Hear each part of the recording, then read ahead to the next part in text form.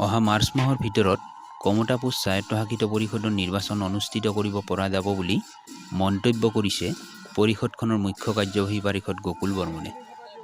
বৃহস্পতিবাৰে পুৰণি বঙাইগাঁৱৰ বেতবাৰীত KSCৰ উন্নয়ন পুঁজিৰ দ্বাৰা বেতবাৰীৰ পৰা চৰাপাৰালৈ সংযোগী পথৰ আধাৰশিলা স্থাপন কৰি সংবাদ মাধ্যমৰ আগত এই মন্তব্য কৰে। KSCৰ মুখ্য কাৰ্যবাহী পাৰিষদগৰাকীক পৰিষদৰ নিৰ্বাচন সন্দৰ্ভত সাংবাদিকে সোধাত কয় যে ইতিমধ্যে KSCখন যিহেতুকে গঠন হোৱা 1 বছৰ সম্পূৰ্ণ হ'লহে আৰু সেই অনুসৰি আমি এতিয়া কমতাপুৰ স্বায়ত্তশাসিত পৰিষদখনৰ আমি ভিলেজ নটিফিকেশ্যনৰ কাম আমি আৰম্ভ কৰিছোঁ। আমি পপুলেশ্যন পেটাৰ্ণ লোৱা আমি আৰম্ভ কৰিছোঁ। আমি মানচিত্ৰ ইতিমধ্যে আমি বনাইছোঁ। আমি ইতিমধ্যে আমাৰ সমষ্টি নিৰ্ধাৰণ কৰাৰ কাৰণে আমি পূৰা যাৱতীয় আমি প্ৰস্তুতি সম্পূৰ্ণ কৰিছোঁ। মই ভাবোঁ যে ডিচেম্বৰৰ শেষৰ পিনে এই সমষ্টি নিৰ্ধাৰণৰ কাম সম্পূৰ্ণ হোৱাৰ পিছতে আমি মাৰ্চ মাহৰ ভিতৰত আমি কমতাপুৰ স্বায়ত্তশাসিত পৰিষদৰ নিৰ্বাচন অনুষ্ঠিত কৰিব পাৰোঁ। আৰু আমি আন এজন বিশিষ্ট সমাজকৰ্মী শ্ৰীযুত কল্যাণ সিংহ ডাঙৰীয়াকো আমি সম্বৰ্ধনা জনাম। তেখেতকো সম্বৰ্ধনা জনাবৰ কাৰণে আমি আন এগৰাকী আমাৰ মাজত বিশিষ্ট সমাজকৰ্মী আছে, তেখেত হ'ল গকুল ৰায়। আমাৰ সম্বৰ্ধনা অনুষ্ঠান ইমানতে আমি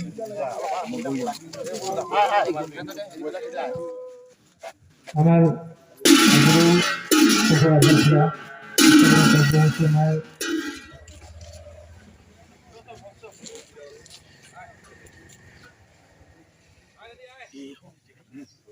সমষ্টিৰ বেতবাৰীত আজি GSB ৰোডৰ পৰা Ulubari Betbari PMGS road to Charapara আজিৰ এই কাৰ্যসূচীত তথা আৰ্টফিলিং আৰু চেনগ্ৰেলিং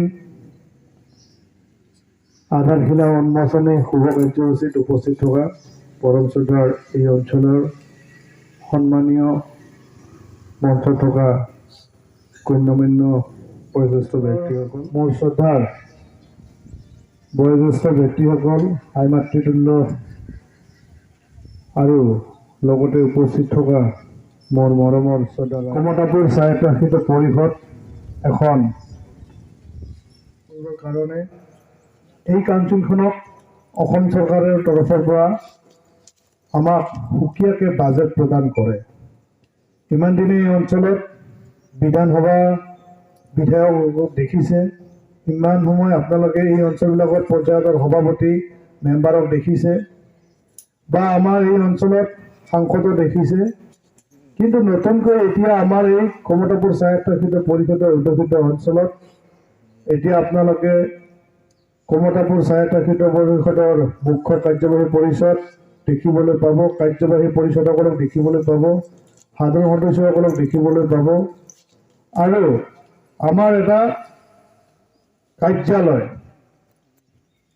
সকলোৱে জানে চালমাৰাস্থিত আমাৰ যিটো প্ৰশান্তি লজ আছে, এই প্ৰশান্তি লজটোত বৰ্তমান সময়ত আমি অস্থায়ীভাৱে আমাৰ কমতাপুৰ স্বায়ত্তশাসিত পৰিষদখনৰ সচিবালয় হিচাপে আমি আমাৰ কাৰ্যালয় শুভ উন্মোচন কৰোঁ। ভাল ৰাস্তাত আজি খোজ কাঢ়িব পৰা অৱস্থাত নাই। আজি যদি এই অঞ্চলৰ ৰাইজসকল যদি সঁচাকৈ আমাৰ ভাল ৰাস্তাত খোজ কাঢ়িব পৰাৰ যদি ব্যৱস্থা কৰি দিব নোৱাৰোঁ, তেতিয়াহ'লে আমাৰ এই কমতাপুৰ স্বায়ত্তশাসিত পৰিষদখনৰ কোনো অৰ্থই নাথাকিব। ইমান দিনে বিধায়ক আছেনে নাই, আমি অৰ্থ আছেনে নাই আমি বুজি পোৱা নাই, ইমান দিনে সাংসদ আছেনে নাই আমি অৰ্থ বুজি পোৱা নাই। কিন্তু এইবাৰ যিহেতুকে আমাৰ এই অঞ্চলসমূহৰ উন্নতি সাধন কৰাৰ কাৰণে অকল আমাক অসমৰ মাননীয় মুখ্যমন্ত্ৰী ডাঙৰীয়াই অধিক ক্ষমতা প্ৰদান কৰি এই অঞ্চলৰ সামগ্ৰিক উন্নতি বিকাশ সাধন কৰাৰ কাৰণে কিছু পেকেজৰ ব্যৱস্থা কৰি আহিছে। গতিকে সেই অনুসৰি আমি ভাবোঁ যে আমাৰ এই অধ্যুষিত অঞ্চলত এটা সময়ত আমাক আজি চৰকাৰে অন্তৰ্বৰ্তীকালীন পৰিষদ হিচাপে গঠন কৰি দায়িত্ব অৰ্পণ কৰিছে, কিন্তু পৰৱৰ্তী পৰ্যায়ত আমি ইতিমধ্যে গাঁওসমূহ নিৰ্ধাৰণ কৰাৰ লগতে সেই গাঁওসমূহৰ উন্নতি বিকাশ সাধন কৰাৰ কাৰণে আমি আমাৰ গাঁৱৰ জনসংখ্যা আৰু আমাৰ সমষ্টি নিৰ্ধাৰণ কৰাৰ কাৰণে ইতিমধ্যে আমি কাম কাজ আমি আৰম্ভ কৰিছোঁ। গতিকে আমি ভাবোঁ যে এই অঞ্চলতো এটা সময়ত খুব কম সময়ৰ ভিতৰত কমতাপুৰ স্বায়ত্তশাসিত পৰিষদৰ নিৰ্বাচন অনুষ্ঠিত হ'ব। যি ধৰণে পঞ্চায়ত নিৰ্বাচন আপোনালোকে দেখিছে, বিধানসভাৰ নিৰ্বাচন যি ধৰণে দেখিছে, ঠিক একেধৰণে আমাৰ লোকসভাৰ নিৰ্বাচন আপোনালোকে দেখিছে, পৌৰসভাৰ নিৰ্বাচন দেখিছে, এতিয়া আপোনালোকে নতুনকৈ এটা নিৰ্বাচন দেখিবলৈ পাব, সেয়া হৈছে কমতাপুৰ স্বায়ত্তশাসিত পৰিষদৰ নিৰ্বাচন। আৰু সেই নিৰ্বাচিত ৰাইজৰ দ্বাৰা চৰকাৰৰ যিটো নিৰ্বাচিত হ'ব, সেই চৰকাৰখনৰ আৰু অধিক ক্ষমতা তথা শক্তি বৃদ্ধি পাব। আৰু সেই অনুসৰি আমি ভাবোঁ যে আমাৰ এই বঙাইগাঁও অধ্যুষিত অঞ্চলেই হওক, আমাৰ ধুবুৰী অধ্যুষিত অঞ্চলেই হওক, দক্ষিণ চানমাৰা অধ্যুষিত অঞ্চলেই হওক বা গোৱালপাৰা জিলা অধ্যুষিত, আমাৰ যেতিয়াই আমাৰ এই স্বতঃস্ফূৰ্তভাৱে ৰাইজসমূহ ওলাই আহি এই উন্নয়নৰ জয়যাত্ৰাত কমতাপুৰ স্বায়ত্তশাসিত পৰিষদৰ সৈতে চামিল হ'ব, অসম চৰকাৰে আমাক অধিক পুঁজি আবণ্টন দিবলৈ তেতিয়া বাধ্য হ'ব। কমতাপুৰ স্বায়ত্তশাসিত পৰিষদ গঠন হোৱাৰ পিছত অসম চৰকাৰে আবণ্টিত কৰি দিয়া কমতাপুৰ স্বায়ত্তশাসিত পৰিষদৰ কাৰণে 11 কোটি টকা বাজেটৰ আমি ইতিমধ্যে বিভিন্ন কমতাপুৰ স্বায়ত্তশাসিত পৰিষদৰ অধ্যুষিত অঞ্চলৰ ৰাস্তা ঘাট আদিকে কৰি বিভিন্ন উন্নয়নমূলক আঁচনি আমি প্ৰস্তুত কৰি আমি আধাৰশিলা কাম আৰম্ভণি কৰিছোঁ। আৰু সেই অনুসৰিয়ে আজি আমি বঙাইগাঁও বিধানসভা সমষ্টিৰ অন্তৰ্গত আমাৰ বেতবাৰী চৰাপাৰা ৰাস্তাৰ আজি আমি আধাৰশিলা শুভাৰম্ভণি আমি কৰিলোঁ।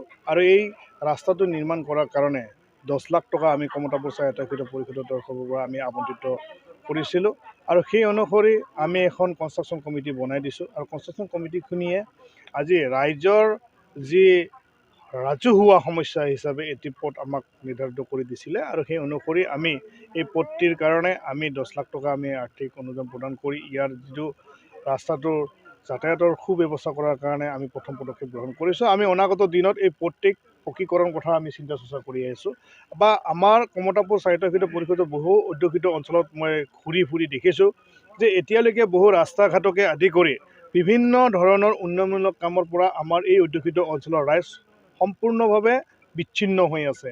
গতিকে এই কমতাপুৰ স্বায়ত্তশাসিত পৰিষদ গঠন হোৱাৰ পিছত ৰাইজে কিছু আশাৰ ৰেঙনি দেখিছে। কমতাপুৰ স্বায়ত্তশাসিত পৰিষদৰ জৰিয়তে যে কিছু উন্নয়নমূলক কাম হ'ব পাৰে, সেই কথাটো এতিয়া ৰাইজে এতিয়াহে অলপ হৃদয়ংগম কৰিছে। গতিকে সেই অনুসৰি মই আশা কৰোঁ যে খুব কম সময়ৰ ভিতৰত অসমৰ মাননীয় মুখ্যমন্ত্ৰী ডাঙৰীয়াক আমি ইতিমধ্যে 500 কোটি টকা পেকেজ অনুদান প্ৰদান কৰিব লাগে বুলি তেওঁক আমি দাবী জনাইছোঁ। আৰু খুব কম সময়ৰ ভিতৰতে তেওঁক সাক্ষাৎকাৰ কৰি আমি অধিক পুঁজি আবণ্টন প্ৰদান কৰাৰ কাৰণে আমি দাবী জনাম। মই ভাবোঁ যে কমতাপুৰ স্বায়ত্তশাসিত পৰিষদৰ প্ৰতিটো জ্বলন্ত সমস্যাই এটাকৈ সমাধান কৰাৰ ক্ষেত্ৰত অসমৰ মাননীয় মুখ্যমন্ত্ৰী ডাঙৰীয়াই আমাক দায়িত্ব অৰ্পণ কৰিব। আৰু খুব কম সময়ৰ ভিতৰত এই সমস্যাসমূহ সমাধান কৰাৰ কাৰণে আমি ইতিমধ্যে যোৱা 2 দিন আগত আমাৰ সাধাৰণ সভা অনুষ্ঠিত কৰিছোঁ, আমাৰ পৰিষদীয় বৈঠক আমি অনুষ্ঠিত কৰিছোঁ। আৰু আমি বিভিন্ন ধৰণৰ ৰাইজৰ সৈতে মত বিনিময় কৰি আছোঁ। গতিকে মই ভাবোঁ যে ৰাইজৰ দিহা পৰামৰ্শ আৰু আমাৰ পৰিকল্পনা অনুসৰি আমি কমতাপুৰ স্বায়ত্তশাসিত পৰিষদৰ যি সপোন সেয়া দিঠকলৈ ৰূপান্তৰিত কৰিব পাৰিম।